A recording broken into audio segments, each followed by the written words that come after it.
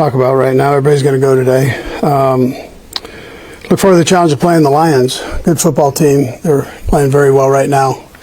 Dan's done a nice job with that crew over the last few years here. So, but we look forward to the challenge. Look forward to playing at GEH Field at Arrowhead Stadium. So, time's yours.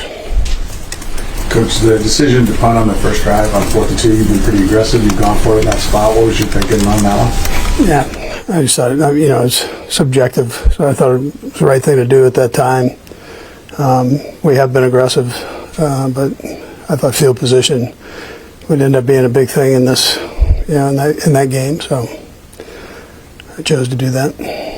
On the field position side of things, the penalties on special teams, that really did hurt you. Yeah, too much. Is it kind of a theme? Is there anything you can look at, or it's common theme there? Yeah, I always go back just to the basics. The angles that you take are so big on special teams.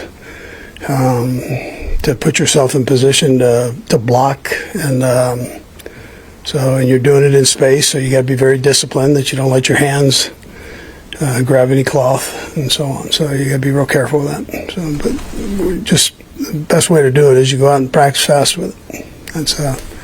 That's what we'll do. Try to put guys in, try to get them where they get it the right angles and get in the right position. You had so much success in those one-score games last year. This one is just for execution, or what do you attribute it to with the one-score games that you guys just haven't been as good as you were last year?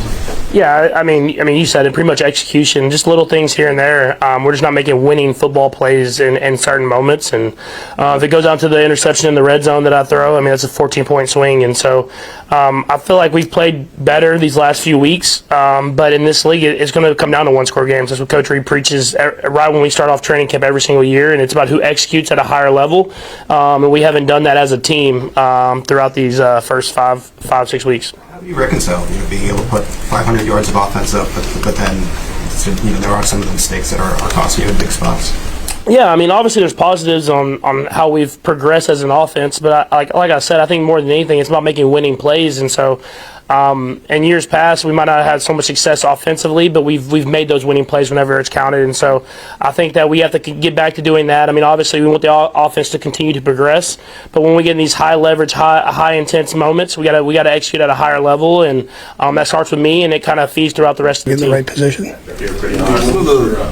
What was your message, or the coaching staff's message to Chris about that final play?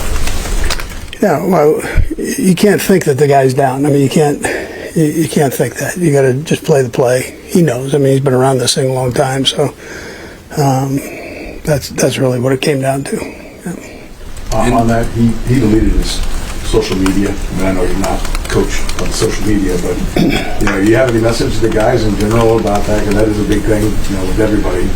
You can kind of get in your head and everything. Do you have any message to the guys in general, or to Chris specifically, about social media and everything that's out there? No. Is one of the biggest surprises through these first 5 games just the amount of uncharacteristic self-mistakes, self-errors? We got to take care of that, Nate. That's something we got to fix, and it's getting us right now, and you can't do that. So again, the best way to do it is you go out and you practice it and make sure you get yourself working on those things that have been causing the problems. Andy, what concerns you most about the Detroit Lions? They won 4 straight, the hottest team in the league. Yeah, well deserved too. They're playing good football, good solid defense, flying around. Offense, they've been very effective offensively, point-wise and execution-wise. So they haven't had the self-inflicted wounds, as much as some other teams. So you know that they're not going backwards, and so we've got to make sure we take care of business, stay aggressive, and on both sides of the ball and special teams. Interception, or at least slow them up. Andy hasn't been willing to run you on the quarterback sneak. There are some quarterbacks that are told, don't take part in that. You're too valuable to let that happen. What does Andy tell you about when that happens, making a tackle? Is he telling you to get in there and get him, or is he telling you to get out of the way? He's never told me anything like that, but I mean, regardless, I'm a football player more than a quarterback, and I got to find a way to tackle the guy or at least slow him down so other guys can get there. And playing that quarterback position after interceptions is, I mean, first off, it's your mistake, so you gotta find a way to limit the mistake, and then you're kind of in that safety type position where it's kind of you and then no one else, and so got to be better in that situation, obviously, and try to slow them down, get a hand on them or anything like that, just so someone else can get there and make that tackle and let our defense bail us out of a bad mistake. You're pretty hard on saying that it's too many losses already for you guys. Just how do you view this game with the line? Yeah, it's extremely important. I mean, there's no way around it. This is a really good football team that we're going to play. They play extremely hard, and they have a mentality. They're going to come in and win a football game, and so we have to match that intensity. We have to match that mentality, and then knowing that it's going to take our best football, everybody, offense, defense, and special teams, and we got to go out there and prove it on Sunday. And so we got to start off with a great week of practice, and then come in with the mentality, and we're going to find a way, no matter how it looks, that we're going to find a way to get a win. You know, you said after the game that you got to find a way to make the tackle on the interception or at least slow them up. The Kansas City Chiefs, sitting at 2-3, just stepped off a tense Monday Night Football clash against the Jacksonville Jaguars, a game that saw tight end Travis Kelce deliver a standout performance. Kelce, determined and focused, secured 7 receptions, racking up 61 yards and scoring a touchdown. This was no ordinary showing. During that very game, Kelce overtook franchise icon Dante Hall for the most all-purpose yards in Chiefs history, an achievement that sent fans into a frenzy. The celebration didn't stop there.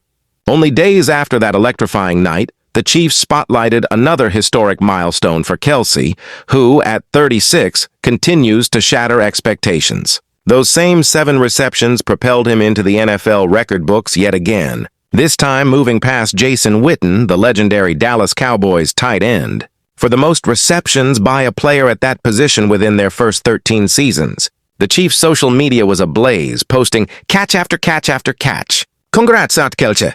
Fans quickly filled the comment sections with praise and awe. One supporter pointed out how remarkable Kelce's achievement was, especially considering he missed his entire rookie year due to an injury. Another simply said, "Bravo!" to this human exclamation point of Taylor.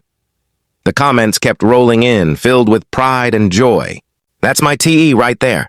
Born to break the records," a fan declared. Someone else added, "Definition of a legend," while another chimed in, "Breaking records on the same week is the definition of a power couple," a nod to Kelce's much-publicized relationship with Taylor Swift.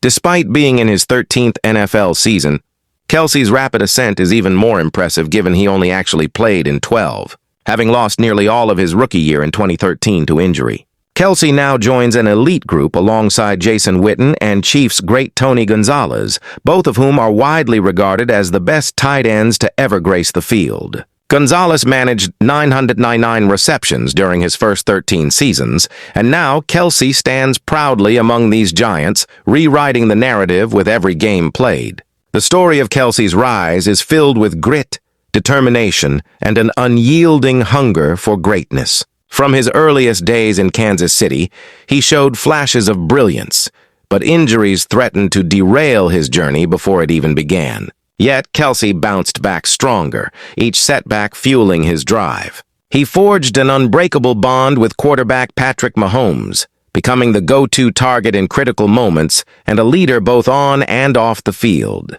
Game after game, Kelce dazzled crowds with his ability to make tough catches look effortless, turning short passes into big gains and always keeping defenders guessing. Throughout his career, Kelce has been the heartbeat of the Chiefs' offense, relentlessly pursuing records and championships. He's made a habit of rising to the occasion, whether it's playoff crunch time or the regular season spotlight. Every time he stepped onto the field, fans knew something special could happen.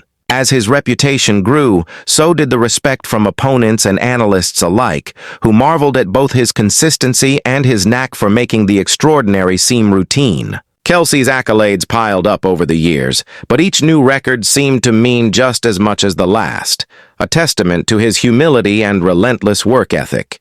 He's never shied away from the big moments, and his chemistry with Mahomes has become one of the most talked-about partnerships in football.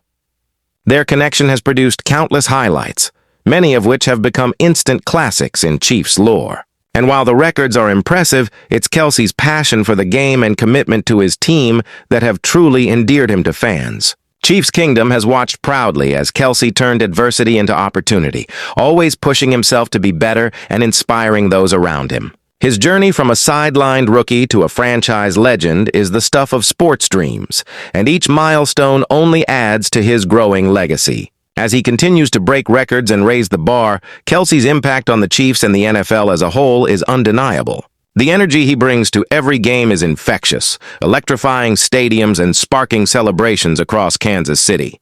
With every milestone, he carves his name deeper into the record books, but it's the moments in between, the celebrations, the camaraderie, the sheer joy of playing that truly define Kelce's story.